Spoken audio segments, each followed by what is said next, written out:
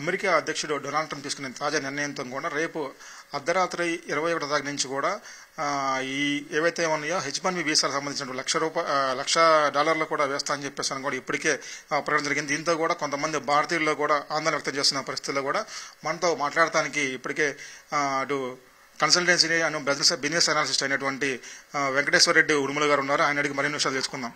Sir, ఇప్పుడు H1B వీసాల మీద దాదాపుగా $1,00,000 కూడా వేస్తా అని చెప్పేసి ట్రంప్ చెప్పడం జరిగింది. దీని మీద అసలు భారతీయ ఎటువంటి ప్రభావం చూపిస్తుంది? సో నార్మల్ గా మనం ఫస్ట్ ఏంటంటే అసలు H1B అనేది ఎందుకు స్టార్ట్ అయింది లాంగ్ బ్యాక్.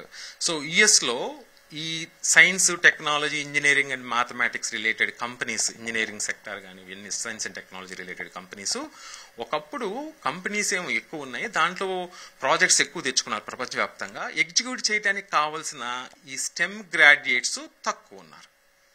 సో అమెరికాలో కావాల్సినంత మంది దొరకట్లా. సో వేకెన్సీస్ అనమాట. దానివల్ల ప్రాజెక్ట్స్ చేయలేని పరిస్థితి. అందుకని యుఎస్ గవర్నమెంట్ ని కంపెనీస్ రిక్వెస్ట్ చేశాయి, we're going to recruit outside the America. అలా రిక్రూట్ చేసుకునే క్రమంలో సో బయట నుంచి వచ్చే వాళ్ళు ప్రతి సంవత్సరం ఒక 65,000 H1B వీసాస్ బయట నుంచి, అలానే ఇన్సైడ్ చదువుకున్న వాళ్ళకి ఒక 20,000 మందిని. సో ఆ ప్రాసెస్ లో ఇండియన్స్ కి సో అది ఒక ఆపర్చునిటీ లాగా. ఎందుకంటే stem graduates especially software related వాళ్ళకి ఇండియాలో నుంచి 70% H1 పిక్ అవుతున్నాయి. సో అదర్ ఎలక్ట్రానిక్ సెక్టార్లో కొంతమంది, అలానే చైనా నుంచి ఒక 10 to 11% ఇట్లా చూసుకుంటా వెళ్తే సో ఆ ప్రాసెస్లో H1 అనేది స్టార్ట్ అయింది. సో వాళ్ళకి రిక్వైర్మెంట్ కాబట్టి ఇది. సో ఈ H1 అంటే స్కిల్డ్ ప్రొఫెషనల్స్. సో వాళ్ళు అలౌ చేశాయి. కంపెనీస్కి ఏదైతే అవసరం ఉందో వాళ్ళు ఫైల్ చేసుకొని వాళ్ళే వీసా ఫీజులు కట్టుకొని వాళ్ళే ఫైలింగ్ ఫీజులు కట్టుకొని సో మన ఇండియా నుంచి ప్రొఫెషనల్స్ని తీసుకెళ్తారు. సో ఈ ప్రాసెస్లో ఇది ఇంటర్ డిపెండెంట్ అవుతా ఉంది. సో ఇది ఎందుకు జరుగుతుంది? అమెరికాలో ఉన్న అమెరికన్ సిటిజన్స్ ఈ స్టెమ్ రిలేటెడ్ గ్రాడ్యుయేషన్ అంటే సంబంధించిన కోర్సులు చేసే వాళ్ళు తక్కువ ఉన్నారు. ఎందుకంటే యుఎస్ సిటిజన్స్ కి జనరల్ గా ట్రెడిషనల్ కోర్సెస్ అంటే ఏంటంటే ఆర్ట్స్ అండ్ బిజినెసెస్. కానీ ప్రపంచం చాలా వేగంగా మారిపోయింది లాస్ట్ 3 to 4 decades లో. వాళ్ళు మాత్రం వాళ్ళ ట్రెడిషనల్ కోర్సెస్ ని ఎక్కువ మంది చేయటం వల్ల, సో ఏదైతే స్టెమ్ రిలేటెడ్ కోర్స్ చేయకపోవటం వల్ల ఈ గ్యాప్ రావటం వల్ల సో వేరే కంట్రీ వాళ్ళకి కానీ అక్కడ చదువుకున్న స్టెమ్ గ్రాడ్యుయేట్స్ వేరే దేశాల నుంచి వచ్చి చదువుకున్న వాళ్ళకి అది ఒక మంచి అవకాశంగా. సో ఇక్కడ మనము ఇప్పుడు స్టెమ్ గ్రాడ్యుయేట్స్ ఎవరైతే దాని త్రూ మనకి అంటే H1 వీసాస్ వచ్చిన వాళ్ళకి సో ఇప్పుడు 100 అంటే లైక్ 1,000 అంటే $1,00,000 కంపెనీ వాళ్ళు పే చేయాలి. సో ఈ పే చేసేది అనేది చాలా హ్యూజ్ అమౌంట్. ఎందుకనంటే మనం H1 మీద లాస్ట్ ఒక 10 years నుంచి అంటే స్టే చేసి మామూలుగా జాబ్ చేస్తున్న వాళ్ళు చూసుకుంటే ఒక 1 million+ క్యాండిడేట్స్ ఉంటారు. సో వీళ్ళ యావరేజ్ మీన్ శాలరీ తీసుకుంటే $1,00,000 నుంచి $1,20,000 సంవత్సరానికి. అంటే ఆల్మోస్ట్ లైక్ 100% ఎక్స్ట్రా కంపెనీ వాళ్ళు పే చేయాలి. సో అసలు ఈ పేమెంట్ సిస్టమ్ ఎక్కడి నుంచి వచ్చింది? సపోజ్ ఇప్పుడు మీరు ఏ కంపెనీ అయినా తీసుకోండి, అది మైక్రోసాఫ్టా, గూగులా, లేకపోతే ఐబిఎమ్మా, సిస్కోనా, లేకపోతే సో ఇండియన్ కంపెనీస్ లైక్ ఇన్ఫోసిసా, విప్రోనా, యాసెంచర్, ఇలా వేల కంపెనీస్ ప్రాజెక్ట్ సివిల్ కాంట్రాక్ట్ లాగానే సాఫ్ట్వేర్ కంపెనీస్ కూడా బిడ్స్ వేస్తాయి వాళ్ళకి ప్రాజెక్ట్ చేయడానికి. అప్పుడు సెలెక్ట్ అయిన తర్వాత సో ఆ సెలెక్షన్ దాన్ని ఎగ్జిక్యూట్ చేయడానికి జనరల్ గా ఏంటంటే ఇవి టెంపరీ ప్రాజెక్ట్స్ అంటాం మనం.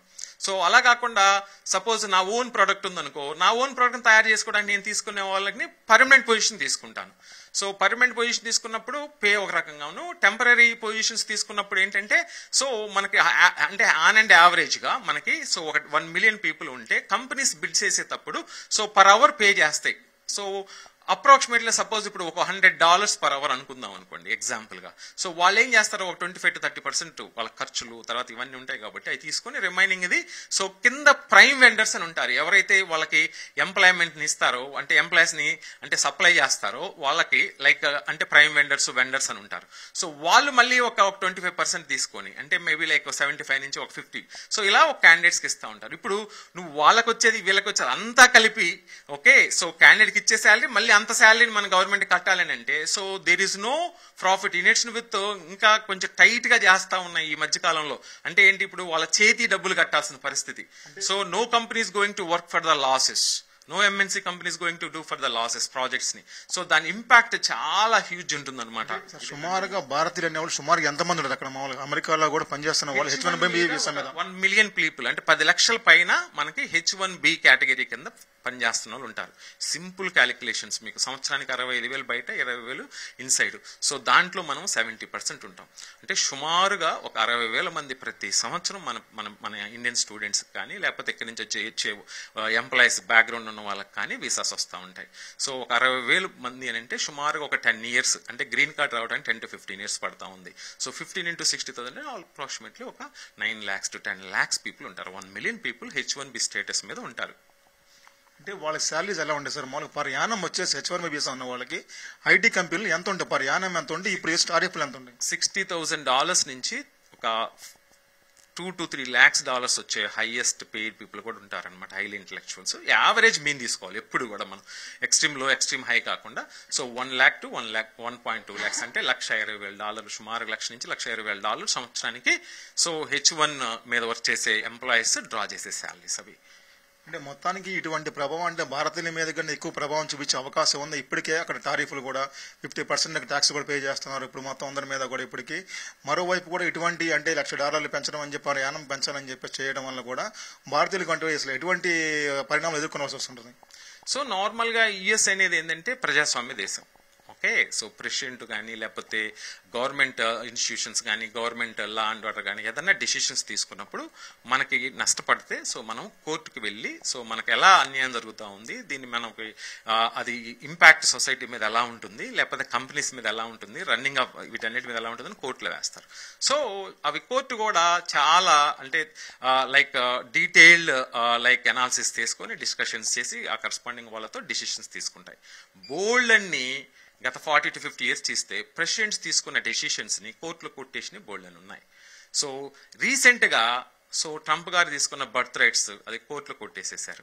అలానే కొన్ని ఇంతకుముందు సారి లాస్ట్ టైం ట్రంప్ గారు చేసినప్పుడు కూడా కొన్ని కొట్టేశారు. అలానే ఒక్క ట్రంప్ గారేనే కాదు, సో బోల్డ్ అంతమంది అంటే ప్రెసిడెంట్స్ ఇంతకుముందు చేసిన వాళ్ళు కొన్ని చట్టపరంగా వాళ్ళు తీసుకున్న డెసిషన్స్ కోర్టులో కొట్టేస్తారు. సో అలానే కంపెనీస్ ఇప్పుడు కంపెనీస్ కి ఇది ఎఫెక్ట్ ఎక్కువ అనమాట. సో కంపెనీస్ వాళ్ళు definitely they are going to file it అనుకుంటున్నాం. సో చూడాలి, వెయిట్ అండ్ సీ. జస్ట్ ఇవాళ మనకి మార్నింగ్ టైంలోనే సైన్ అయింది కాబట్టి so too early to discuss much about it. అయినా even though so companies will fight for it in the court will decide. అంటే ఈ టారిఫ్లు పెంచడం కానీ లేదనుకుంటే ఇట్లాంటి చేయడం వల్ల కూడా అటు భారతదేశానికి నష్టమా లేదనుకుంటే మామూలుగా అమెరికన్స్ నష్టం అంటే ఎవరికంటే కంపేర్ ఎటు చేయాలంటారు? ఇప్పుడు ఒక చిన్న ఎగ్జాంపుల్, ఇదే చట్టము కంటిన్యూ అయింది అనుకుందాం. సో అప్పుడు కంపెనీస్ ఏం చేస్తాయి, సో స్టెమ్ గ్రాడ్యుయేట్స్ $1,00,000 కాబట్టి అది ఏదర్ మనం బిడ్ వేసేటప్పుడే డబుల్ అమౌంట్ వేసుకొని బిడ్ వేయాలి. ఓకే, ఆ బిడ్స్ కంపెనీస్ కి అంత కెపాసిటీ ఒక ప్రాజెక్ట్ చేసుకోవాలని అనుకుంటే సో ఇట్ డిలేస్ అవుతుంది. సో అందుకని ఏం చేస్తాయి, ఆల్టర్నేటివ్ గా తక్కువ కాస్ట్ గా చేసే కంట్రీస్ కి బిడ్ వేసిన కంపెనీస్ కి ఇస్తాయి. సో ఆటోమేటిక్గా the second best destination for IT sector is in India. So డెఫినెట్లీగా ఇది యుఎస్ కి కొంత నష్టం చేకూరుస్తుంది. యుఎస్ కంపెనీస్ కి డెఫినెట్ గా ఇండియాలో ఉన్న కంపెనీస్ ని ఇది ఒక గోల్డెన్ ఆపర్చునిటీగా మార్చుకుంటే కనుక సో డెఫినెట్ గా ఇండియాలో మనకి ఇప్పుడున్న సాఫ్ట్వేర్ లో కొద్దిగా మనకి అన్ఎంప్లాయ్మెంట్ రేట్ పెరుగుతూ ఉంది, అది తగ్గిపోతుంది. సో ఇండియన్ గవర్నమెంట్ కి చాలా అడ్వాంటేజ్, ఎస్పెషల్లీ మన యంగ్ స్టేట్స్ లైక్ ఆంధ్రప్రదేశ్ కి చాలా అడ్వాంటేజ్. ఓకే, సో ఇప్పుడున్న మన పొలిటీషియన్స్ లైక్ చంద్రబాబు నాయుడు గారు కానీ లోకేష్ గారు కానీ లేకపోతే మినిస్టర్స్ కానీ లేకపోతే సెంట్రల్ మినిస్టర్స్ కానీ వీళ్ళందరూ కూడా ఇలాంటి యంగ్ స్టేట్స్ కి సో మన already proven state in the software industry, highest number of software professionals కూడా మన ఆంధ్రప్రదేశ్లో ఉంటారు కాబట్టి వీటిని అవకాశంగా అందిపుచ్చుకొని సో డెఫినెట్ గా మనకు ఎక్కువ అడ్వాంటేజ్ చేకూరుద్దని అనుకుంటున్నాను నేను. అంటే ఇప్పుడు ఉన్న పలంగా కూడా దాదాపుగా ఈ 24 hours కూడా వచ్చేసే మంచి టెకీలో ఎవరైతే ఉన్నారో H1B వీసాదారులు అందరూ కూడా చేయమని చెప్పి కంపెనీలు కూడా ఆఫర్ చేస్తూ ఉన్నాయని చెప్పేసి అంటారు. దీన్ని ఎలా చూడాలంటారు? సో నార్మల్ గా ఏంటంటే ఇప్పటి వరకు ఉన్న అక్కడ ఆల్రెడీ ఇన్సైడ్ ఉన్న యుఎస్ లో వాళ్ళు H1 మీద ఉన్న వాళ్ళకి సో ఈ ప్రభావం ఉండదు. కొత్తగా H1 వేయాలనుకున్న వాళ్ళకి ఈ ప్రభావం ఉంటుంది. ఓకే, అలానే అక్కడ చదువుకున్న ఓపీటీ మీద ఉండి H1 ట్రాన్స్ఫర్ అయిన వాళ్ళకి కూడా ఈ ఎఫెక్ట్ ఉండదు. ఓకే, ఎప్పుడైతే బయట నుంచి వెళ్లే వాళ్ళకి మేజర్ గా సో ఇది ఎఫెక్ట్ అవుతుంది. సో ఆ బయట నుంచి వెళ్లే వాళ్ళ సంఖ్య తగ్గుద్ది. యాక్చువల్ గా ఇప్పుడు ఒక కంపెనీ ఒక ప్రాజెక్ట్ తీసుకున్నామండి, IBM ఒక మేబీ లైక్ ఒక జర్మనీ నుంచి ఒక ప్రాజెక్ట్ తెచ్చుకుంది. ఆ ప్రాజెక్ట్ ఓకే, సో లైక్ ఒక $100 per hour పే చేస్తూ ఉన్నారు.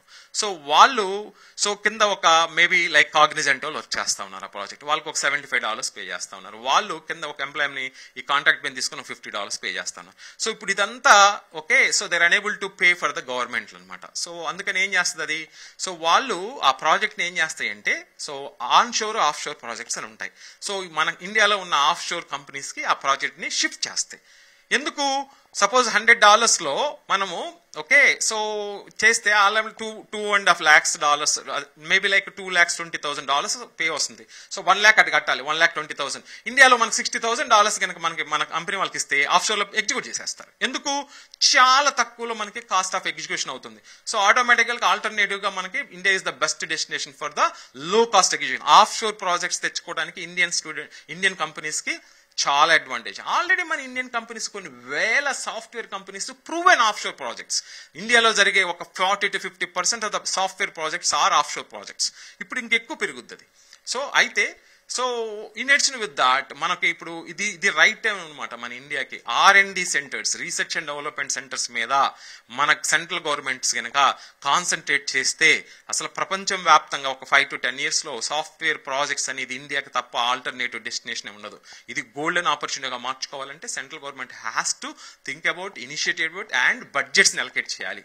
ఓకే, రైతు మనకి ఫుడ్ ఫర్ వర్క్ లాగానే సో దీనికి కూడా మనం కొంత స్పెండ్ చేస్తే $1 lakh, 1 lakh crores అట్లా కనుక మనకి డిస్ట్రిక్ట్ లెవెల్స్, స్టేట్ లెవెల్స్, లేకపోతే అట్లా కంట్రీ లెవెల్స్ లో కనుక R&D సెంటర్స్ ఎస్టాబ్లిష్ వాళ్ళ కనెక్ట్ చేస్తే R&Ds ఎక్కడైతే ఉంటాయో అప్పుడు మనకి ప్రపంచానికి మన గుడ్ విల్ పెరుగుతుంది మన కంపెనీస్. మొత్తానికి అంటే అమెరికాలో సంబంధించినటువంటి టెక్కీలు ఎవరైతే ఉన్నారో ఇప్పుడు H1B వీసాదారులు ఎవరైతే ఉన్నారో వాళ్ళకి లాభం అంటే నష్టం అంటారా? సో యుఎస్ లో ఉన్న వాళ్ళకి కొంత ఏదైనా ఇది ఎఫెక్ట్ పడుతుందండి. ఎందుకంటే $1 lakh ట్యాక్స్ పే చేయాలి కాబట్టి. సో రిమైనింగ్ ఎక్కువ శాలరీస్ పే చేయలేకపోవచ్చు.